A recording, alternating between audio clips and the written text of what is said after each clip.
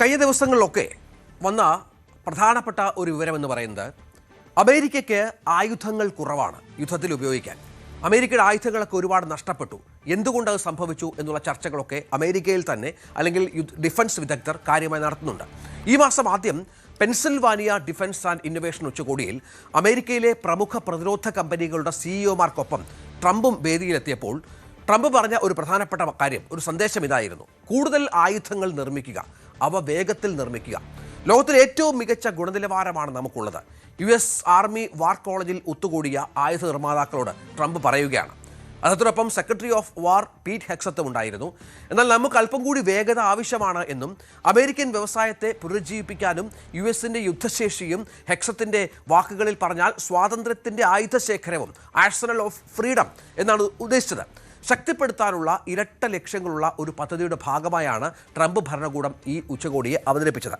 എന്നാൽ ഈ വർഷം ആദ്യം നടന്ന ഓപ്പറേഷൻ എപ്പിക് ഫ്യൂറിയുടെ ഭാഗമായി ഇറാനിൽ ഏകദേശം 40 ദിവസത്തോളം നീണ്ടുനിന്ന തീവ്രമായ യുദ്ധനീക്കങ്ങൾ ആദ്യമുണ്ടായിരുന്നു. അതിനുശേഷം നടന്ന തിരിച്ചടി ആക്രമണം ഉണ്ടായിരുന്നു.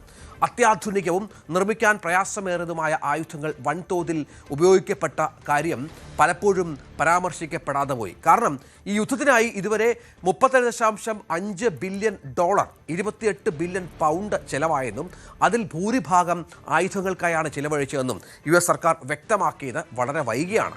അന്നൊക്കെ തങ്ങളുടെ പക്കലുള്ള അതിവിദഗ്ധമായ ചെലവേറിയ ആയുധങ്ങൾ തങ്ങൾ ഉപയോഗിച്ചിട്ടില്ല എന്നുള്ള തരത്തിലായിരുന്നു ട്രംപിൻ്റെയും അമേരിക്കൻ പെൻറ്റഗണിൻ്റെയും ഒക്കെ തരത്തിലുള്ള പ്രചരണം. പക്ഷേ പിന്നീട് വ്യക്തമാകുന്ന കണക്കുകൾ അനുസരിച്ച് അമേരിക്കയിൽ പക്കലുണ്ടായിരുന്ന മോസ്റ്റ് മോഡേൺ എക്യുപ്മെൻറ്റ്സ് ഇറാനെ അറ്റാക്ക് ചെയ്യാനും അവരുടെ ഗൾഫ് മേഖലകളിലെ ആക്രമണത്തെ പ്രതിരോധിക്കാനും വേണ്ടി വന്നു എന്നുള്ളതാണ്. ഏപ്രിൽ 8-ന് ഒരു വെടിനിർത്തൽ കരാർ നിലവിൽ വന്നപ്പോഴേക്കും ഇറാനിലുടനീളം ഏതാണ്ട് 13,000-ലധികം ലക്ഷ്യസ്ഥാനങ്ങൾ US സേന ആക്രമിച്ച് കഴിഞ്ഞിരുന്നുവെന്ന് വൈറ്റ് ഹൗസ് അറിയിക്കുകയാണ്. ഇതേ കാലയളവിൽ ഏതാണ്ട് 1,700-ലധികം ഇറാനിയൻ ഡ്രോണുകളെയും ബാലിസ്റ്റിക് മിസൈലുകളെയും അമേരിക്കൻ വ്യോമ പ്രതിരോധ സംവിധാനങ്ങൾ തടയുന്ന പശ്ചാത്തലമുണ്ടാക്കുന്നു. ഇതൊക്കെ വന്നത് ഗൾഫ് മേഖലകളിലേക്കാണ്. ബഹ്റിനിലേക്കും കുവൈറ്റിലേക്കും സൗദിയിലേക്കും മറ്റുമാണ്. അമേരിക്കയുടെ ഖത്തറിലെയും ബഹ്റിനിലെയും കുവൈറ്റിലെയും ഒക്കെ യുദ്ധ താവളങ്ങളിലേക്കാണ്, സൈനിക താവളങ്ങളിലേക്കാണ് ഇതിനൊക്കെ അമേരിക്ക ഉപയോഗിച്ചത്. കാരണം വലിയ നാശനഷ്ടം അവിടെ ഉണ്ടായി. ആദ്യഘട്ടത്തിലൊക്കെ വലിയ നാശനഷ്ടമുണ്ടായി. അതിനെ പ്രതിരോധിക്കാൻ ഏറ്റവും ഒടുവിൽ അമേരിക്കയുടെ ഏറ്റവും അത്യന്താധുനികമായ പ്രതിരോധ സംവിധാനങ്ങൾ വേണ്ടി വന്നു എന്നുള്ളതാണ് ഏറ്റവും പ്രധാനപ്പെട്ട ഒന്ന്. ഇപ്പോൾ യുദ്ധം നിർത്തിവെച്ചിരിക്കുകയാണ്. അതിനുള്ള ആശങ്കയായി പുറത്തു വരുന്നത് ഉദ്യോഗസ്ഥർ, അമേരിക്കയുടെ പ്രതിരോധ ഉദ്യോഗസ്ഥർ, വൈസ് പ്രസിഡന്റ് JD വാൻസ് അടക്കം ട്രംപിന് ഉപദേശം നൽകുകയാണ്. ന്യൂയോർക്ക് ടൈംസിൻ്റെ റിപ്പോർട്ട് അനുസരിച്ച് ആയുധശേഖരത്തിൽ വലിയ കുറവുണ്ടായിരിക്കുന്നു എന്നുള്ളതാണ്. പക്ഷേ ഈ കുറവുണ്ടെന്ന കാര്യം കഴിഞ്ഞ ദിവസം ട്രംപ് നിഷേധിക്കുന്നു. ലോകത്താരേക്കാളും അധികം ആയുധശേഖരം നമുക്കുണ്ട് എന്നാണ് ട്രംപ് പറഞ്ഞു വെക്കുന്നത്. നമുക്ക് ആവശ്യമുള്ളതിലും വളരെ കൂടുതലാണ് ഇത് എന്ന് പറയുമ്പോൾ അദ്ദേഹം മറ്റൊരു മാധ്യമത്തോടാണ് ഇത് പറഞ്ഞത്. ഭരണകൂടത്തിനുള്ളിൽ കുറച്ചു കാലമായി ഇതൊരു ഗൗരവമേറിയ വിഷയമായി വന്നിട്ടുണ്ട്. കഴിഞ്ഞ മാസം ഇക്കാര്യത്തെക്കുറിച്ച് ചോദിച്ചപ്പോൾ ആയുധശേഖരം കുറയുകയാണെന്ന കാര്യം ഹെക്സത്തും നിഷേധിക്കുന്ന പശ്ചാത്തലമുണ്ടായി. എന്നാൽ അദ്ദേഹത്തിൻ്റെ നിലപാടിൽ മാറ്റം വരികയാണ്. കഴിഞ്ഞ മാസത്തേക്കാൾ ഒരു മാസം കൊണ്ട് മാറ്റം വരുന്നു. ഉപകരണങ്ങൾ ഉൾപ്പെടെയുള്ളവയിലെ നിർണായക കുറവുകൾ പരിഹരിക്കുന്നതിന് പെൻറ്റഗൺ അധികമായി $87 ബില്യൺ വേണമെന്ന് ആവശ്യപ്പെടുകയാണ് കഴിഞ്ഞ ആഴ്ച സെനറ്റ് അപ്രോപ്രിയേഷൻ കമ്മിറ്റിയോട്. അവിടെയാണ് വെടിക്കോപ്പുകൾക്കായുള്ള കൃത്യമായ ചെലവും അവശേഷിക്കുന്ന ശേഖരത്തിൻ്റെ വിവരങ്ങളും അതീവ രഹസ്യമായി സൂക്ഷിക്കുകയാണ്. അവിടെയാണ് ഈ പണം വേണമെന്ന് പറയുമ്പോൾ ഇതുവരെയുള്ള ആയുധശേഖരത്തിൻ്റെ വലിയൊരു പങ്ക് തീർന്നു എന്നാണല്ലോ അതിൻ്റെ അർത്ഥം. അത് ഏത് ആൾക്കും മനസ്സിലാകുന്ന ഒരു കാര്യമാണ്. പക്ഷേ അമേരിക്കയുടെ ആയുധശേഖരത്തിൻ്റെ വിവരങ്ങൾ അതീവ രഹസ്യമാണ്, അങ്ങനെയാണ് സൂക്ഷിച്ചിരിക്കുന്നത്. എന്നാൽ centre for strategic and international studies, America ആസ്ഥാനമായി പ്രവർത്തിക്കുന്ന, വാഷിംഗ്ടൺ DC ആസ്ഥാനമായി പ്രവർത്തിക്കുന്ന ഒരു സംഘടനയാണ്. അവർ പുറത്തുവിട്ട വിവരങ്ങൾ അനുസരിച്ച് ആയുധശേഖരം വൻതോതിൽ കുറഞ്ഞിട്ടുണ്ട് എന്ന് തന്നെയാണ്. അവ പെട്ടെന്ന് പുനഃസ്ഥാപിക്കുക പ്രയാസകരമാണ് എന്നുള്ളതാണ്.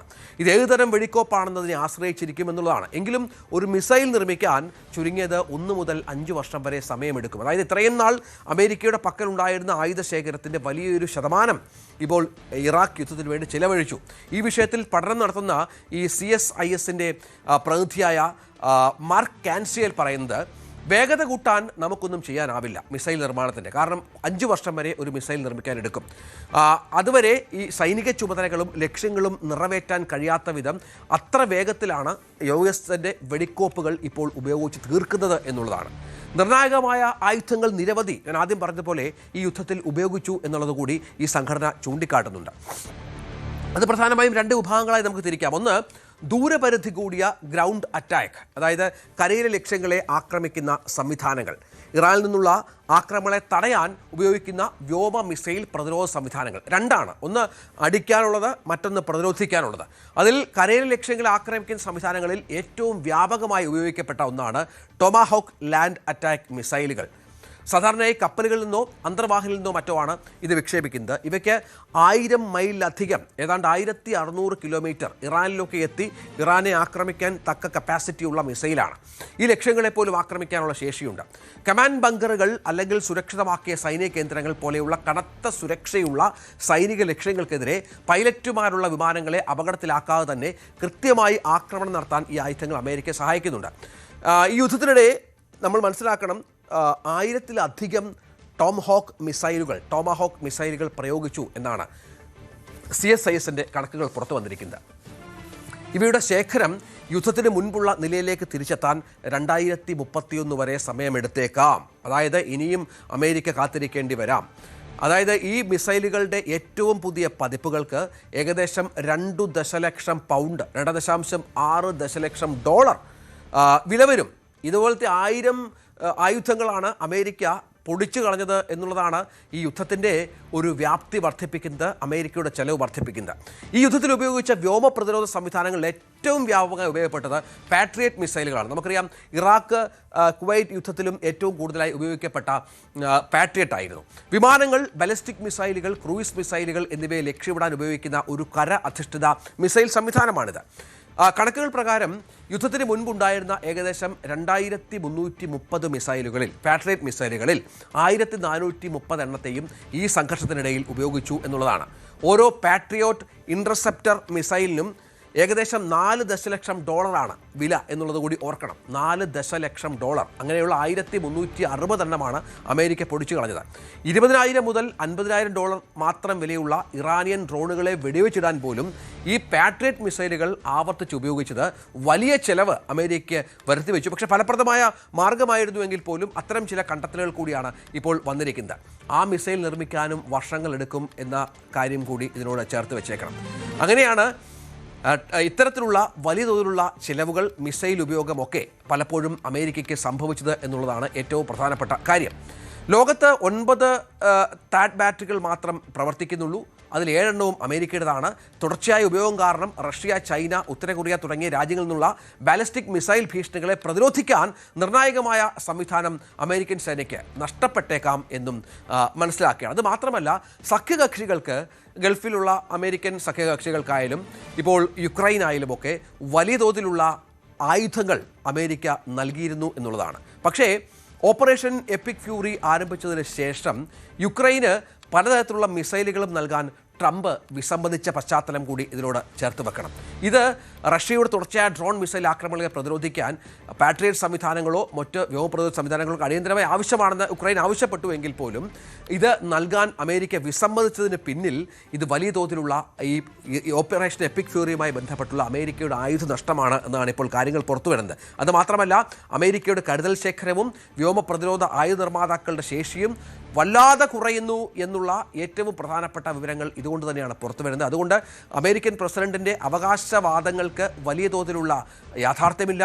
അമേരിക്ക വലിയ കഷ്ടനഷ്ടങ്ങളിലാണ്, സാമ്പത്തികമായി പിന്നോട്ടാണ്. പക്ഷെ നമുക്കറിയാം, ലോകത്തെ ഏറ്റവും കൂടുതൽ GDP ഉള്ള ഒരു സംവിധാനമാണ്. നമുക്കൊന്നും ചിന്തിക്കാൻ പറ്റാത്ത വിധം ഒന്നാമത്തെ GDP ഉള്ള രാജ്യത്തേക്കാൾ, രണ്ടാമത്തെ GDP ഉള്ള രാജ്യത്തേക്കാൾ ഫാർ വലുതാണ് അമേരിക്കയുടെ സാമ്പത്തിക സ്ഥിതി, സംശയമില്ല.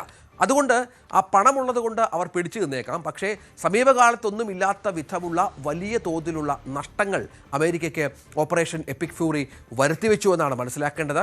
അത് സമ്മതിക്കാൻ ട്രംപ് തയ്യാറായിട്ടില്ല എങ്കിൽ പോലും അമേരിക്കയിലെ സംഘടനകൾ തന്നെ ഇക്കാര്യത്തിൽ വ്യക്തത വരുത്തുന്നുണ്ട്. അതുമാത്രമല്ല, അമേരിക്കയിലെ സർവേകളിലും മറ്റും ട്രംപിനെതിരെ വലിയ വിമർശനങ്ങൾ ഉണ്ടാകുന്നുണ്ട്. അതുകൊണ്ടാണ് ഈ യുദ്ധം നിർത്തിവെച്ച് തൽക്കാലം സമാധാനത്തിലേക്ക് പോകാനും മറ്റും ട്രംപ് തീരുമാനിക്കുകയും മറ്റും ചെയ്ത് ഇന്നിപ്പോൾ നെതന്യാഹുവുമായുള്ള ചർച്ചയ്ക്ക് ശേഷം എന്താകും ട്രംപിൻ്റെ മനസ്സിൽ എന്നുള്ളത് കാത്തിരുന്ന് കാണും.